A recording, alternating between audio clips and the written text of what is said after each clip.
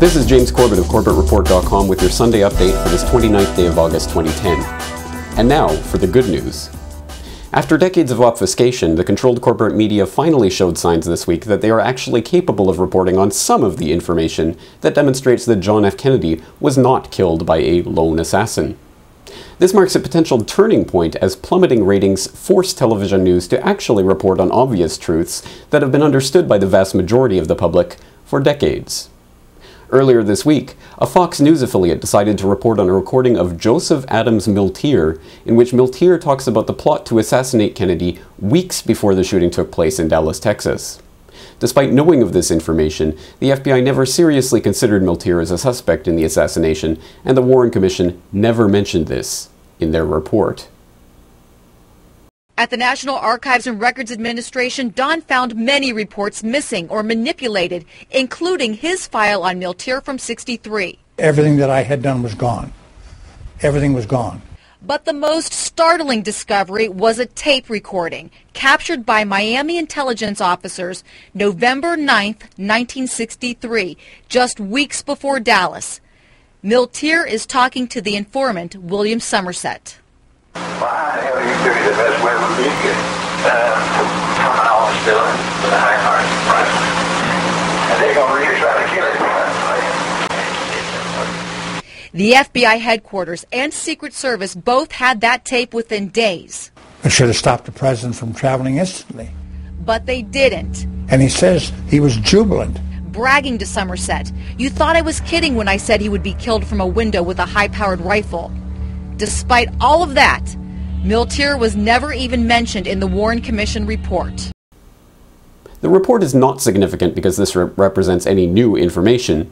Milteer's knowledge of the plot to kill Kennedy has been known and discussed by JFK researchers like Jim Marrs and others for many years, but because it shows that the media may be being forced to actually report on aspects of the JFK investigation that do not support the lone assassin theory. If true, this would mark a distinct change from the half-truths, obfuscation, and outright lies that the corporate media has actively engaged in since the very day of the assassination itself.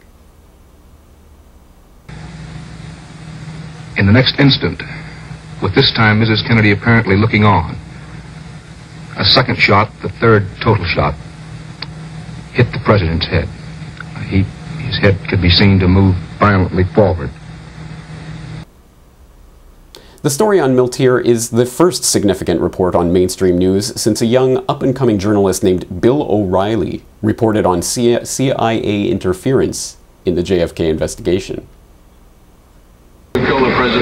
The second explosive revelation in the sealed documents also links the CIA directly to Oswald. While living in Dallas, Oswald was befriended by Russian-born George de Mohrenschildt.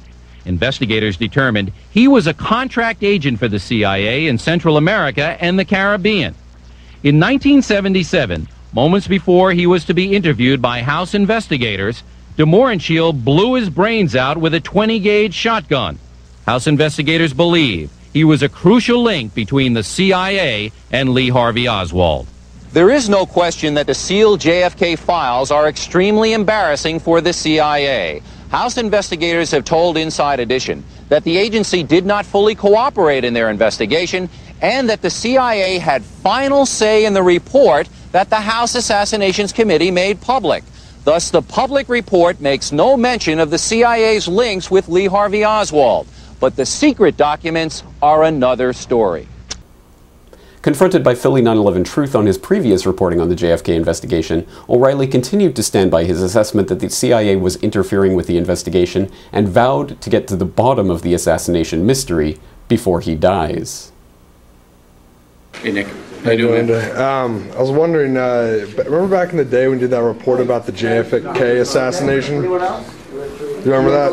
And then you talked about how the CIA had about like 9 members in Garrison's in his entourage. Right. So like what are your thoughts about that at this point? I can't define it right now, but there was some CIA stuff involved. I don't know exactly what. You don't know what? Before I die, I'm going to figure it out. It remains to be seen what pearls of journalistic wisdom Mr. O'Reilly will uncover in his tireless search for the truth behind the JFK assassination. In other positive news this week, Barry Cooper of the police sting television reality show KopBusters has had charges related to one of his stings dropped. The charges relate to a setup perpetrated by the KopBusters group in 2008 in which they showed Odessa police raiding a fake drug house. He was accused of filing a false report that led officers to make the raid, but those charges have now been dropped, a tacit admission that no false report was made. They're not going to pursue the charges based upon the facts given and the evidence available, which means that there was not a crime committed. The KopBusters claim that Yolanda Madden only pleaded guilty to drug charges so that she would not return to jail. They also claim the dropped charges prove that they did not lead police to the fake drug house. And I just encourage everyone to continue following KopBusters, look it up online, follow them, and see what's going on, because the truth will be revealed. In other positive drug war news, a group of Canadian companies has announced plans to build a compact electric car whose body will be constructed from impact-resistant composite materials made from hemp. The president of Motive Industries, the company that will be building and testing the prototype, noted that hemp is, quote, about the best structural material available. The idea of building a car from hemp materials is in fact not new, having been proposed and then suppressed by Henry Ford almost 70 years ago. Amongst the thousands of products made from hemp, one of the most extraordinary is Henry Ford's plastic car. Built in 1941, it contained cellulose fibers derived from hemp, sisal, and wheat straw. The plastic was lighter than steel, yet could withstand 10 times the impact without denting. And now to our drug war correspondent in the field, Bill Hicks.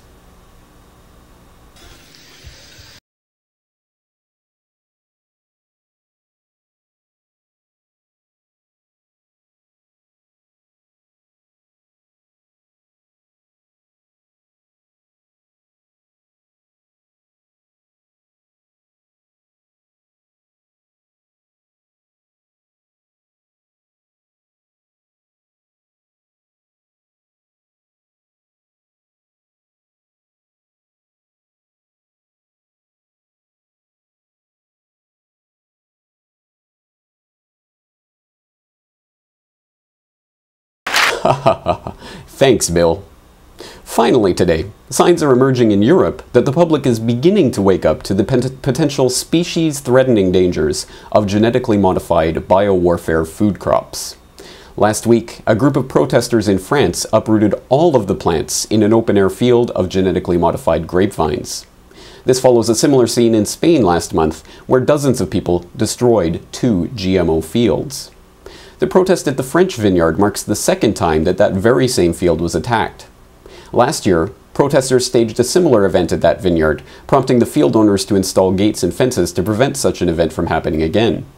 However, the protesters merely locked the gates behind them before proceeding to tear up every single GMO plant, leaving police locked out and watching helplessly as the crops were destroyed.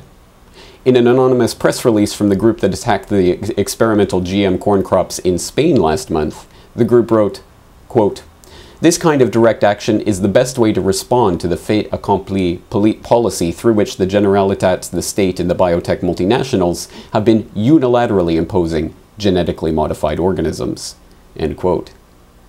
It remains to be seen whether direct actions like these will have any effect on governments that continue to press ahead with the approval of GMO crops for the benefit of the biotech giants. The Corbett Report podcast is on hiatus this week, but join us next week, September 5th, 2010, for the 9th anniversary of 9/11, where we talk to Richard Gage, Kevin Ryan, Anthony Flamia, Aidan Monahan, and others about the state of 9/11 truth.